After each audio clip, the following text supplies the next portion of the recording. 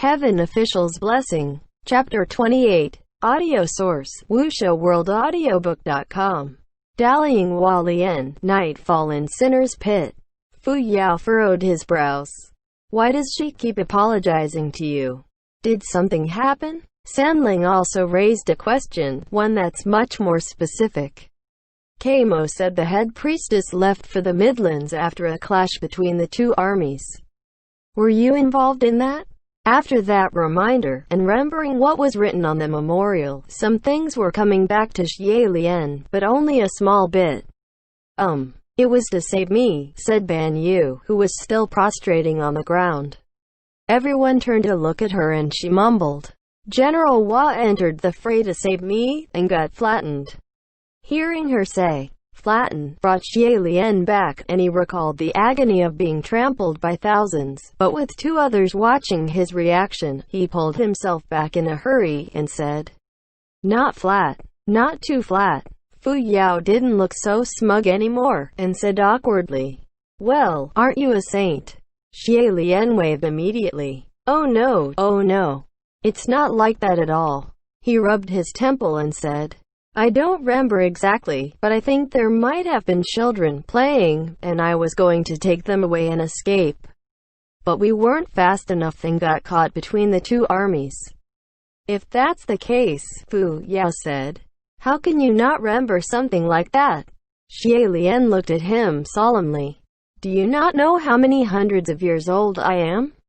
So much can happen in just a decade. There's no way to remember everything in detail.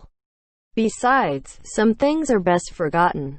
Rather than remembering how I was butchered and trampled hundreds of years ago, I'd prefer to remember that I ate a delicious meat bun yesterday. No. I'm sorry, it's all my fault, Ban Yu said. Xie Lian turned back to her and let out a long breath. My dear Ban Yu. He didn't know what kind of tone he should take with her, and chewed on his words for a bit before speaking gently. If you want to apologize because of what had happened, there's no need. Saving you was my choice, so it's not your fault. If you must apologize, then it should be to certain others. Ban Yu fell silent. I don't know why you opened the fortress gates to let the enemy into slaughter, and I don't know why you released the scorpion-tailed snakes to attack people, but... Xie Lian paused, then continued. But maybe it's because my impression of you is from 200 years ago. I don't think you're the kind of person who could do such things. So, will you tell me what exactly is going on?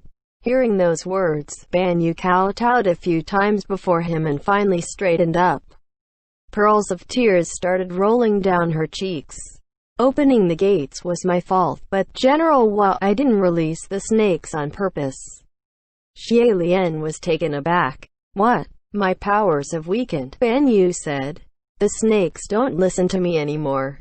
Hearing this, Fu Yao grew impatient and rolled his eyes. I've heard too much bullshit like this before.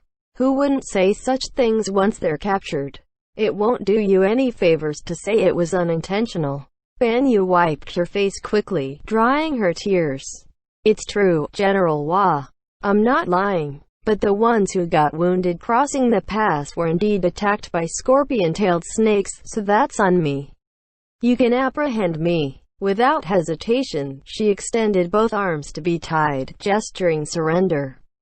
Fu Yao immediately took out a god-binding rope and apprehended both Ban Yu and Kamo, then said, all right, we've accomplished our goal for this trip.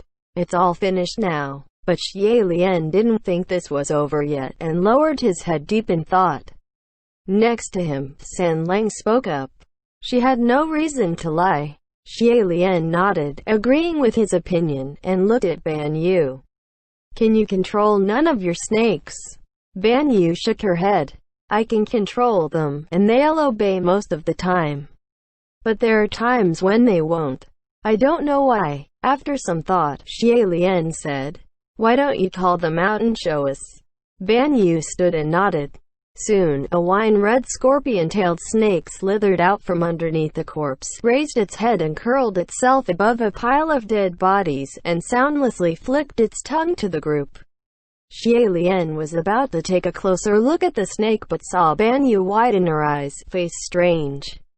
Xie Lian's heart dropped in thought. Oh no! As he thought, after flicking its tongue, the snake opened its mouth and pounced towards him in attack. It was a sudden charge, but Xie Lian was ready, and was about to grab for it when boom! Something exploded. When he opened his eyes again to see, the snake was already a splatter of guts on the ground, having thoroughly blown apart. It was a calculated blast too. None of the venom spilled.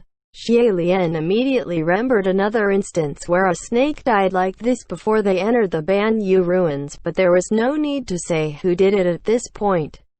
He hadn't even had the chance to look at San Lang before a red sleeve flashed before him, barring and separating him from Banyu.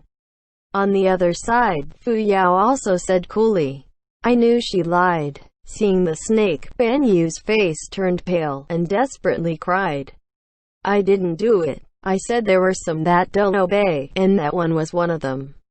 Fu Yao didn't believe a single word. "Do they or do they not obey your command? That one wasn't even called forth by me," Banyu said. Xie Lian was about to speak when another two wine-red scorpion-tailed snakes peeked out from under a different corpse, flicking their tongues and watching them intently. Then a third, a fourth, a fifth. From the mountains of dead bodies, and from all around every corner of the pit, came numerous scorpion-tailed snakes. Everyone stared at Banyu, who was kneeling on top of a pile of corpses, and Fu Yao started spinning a ball of spiritual energy in his palm, shouting towards her, "Make them go away. They can't all disobey." Banyu closed her eyes and started chanting, as if trying to drive them out. But more and more scorpion-tailed snakes appeared, curling and crawling, sliding ever closer. Bites from one or two snakes might not kill them, but hundreds and thousands was harder to say. Even if they didn't die, it wouldn't be pretty. Xie Lian raised his wrist about to call forth Rui, but saw that when the snakes slithered to a certain distance, they would stop and hesitate, forming a weird circle around him and San Lang. It dawned on Xie Lian, and he glanced at the boy next to him. He was watching the snakes condescendingly with immense contempt. The scorpion-tailed snakes seemed to be able to read his eyes and didn't dare approach. They backed off bit by bit, heads lowering as they did so, and pressed against the ground like servants. But there seemed to be another power controlling them, making them unable to abandon attacks and leave completely. Thus, many of the snakes turned around and slithered towards Fu Yao. Fu Yao swung his hand and a blast of flames burst from his sleeve, killing a circle of snakes. That wouldn't last long, however, and Xie Lian said, "Let's go up and get out of here first." Whoosh! Rui shot out from Xie Lian's arm and flew upwards. But soon, another whoosh and it was back on Xie Lian's arm. Xie Lian was taken aback and raised his wrist, admonishing the silk band. "What are you doing back here?" The array was released. "Hurry and go." But Rui remained wrapped on his arm, trembling, as if he bumped into something terrifying at the top. Xie Lian was still chiding it when suddenly, a long rope of something fell. Plop! It dropped on Fu Yao's shoulder. Fu Yao went to grab for it, and his face changed the moment he brought it before his eyes. It was another scorpion-tailed snake that fell from the sky. This took Fu Yao off guard, and after getting bitten, he hurled the snake towards Banyu. Even with her hands tied, she still unconsciously tried to catch the snake, and having caught it, the dark red snake curled itself up around her arm and did not attack. Just then, another plop, and a second scorpion-tailed snake landed on the ground. Xie Lian could guess why Rui refused to go up now. Borrowing the faint light of the moon, Xie Lian raised his head and only just barely saw this sight. Hundreds of little wine-red dots were falling rapidly into the sinner's pit. A snake deluge. The red dots were coming closer, and Xie Lian yelled, "Fu Yao! Fire! Shoot a line of fire upwards and get rid of them halfway."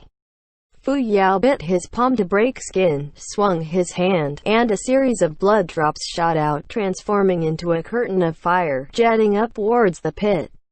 Those sweeping flames rose to over tens of feet and hung midair, disintegrating all scorpion-tailed snakes that'd touch it, turning them into ashes, dissolving the snake deluge.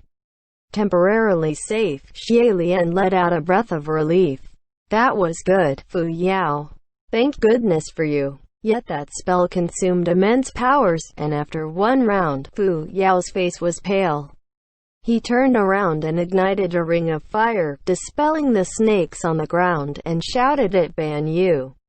And you say those snakes don't obey you? If it weren't you controlling them, why wouldn't they attack you? Sandling laughed. Maybe it's because of your bad luck. They didn't attack us either. Fu Yao turned to look at him, his eyes narrowed as he regarded the two. Xie Lian could sense trouble. With the ample hints he'd gotten that he hadn't had time to digest in his head, he didn't want to see the two start fighting and said, "Let's figure out what's going on with those snakes first." Fu Yao sneered. "What's going on? Either the head priestess of Ban Yu is lying, or the one next to you is stirring shit up." Xie Lian looked at Ban Yu, then looked at Sanlang, and said, "I don't think it's either of them." His tone was gentle but firm. It was the conclusion he had come to after much thought. However, Fu Yao must have thought he was shielding them intentionally. The face illuminated by the flames was unkind. Xie Lian couldn't tell if he was angry or laughing. "Your Royal Highness," Fu Yao said, "don't play pretend when you know the truth. I'm sure you're already very aware of what exactly that shit is next to you. I won't believe you hadn't realized it at all." End chapter.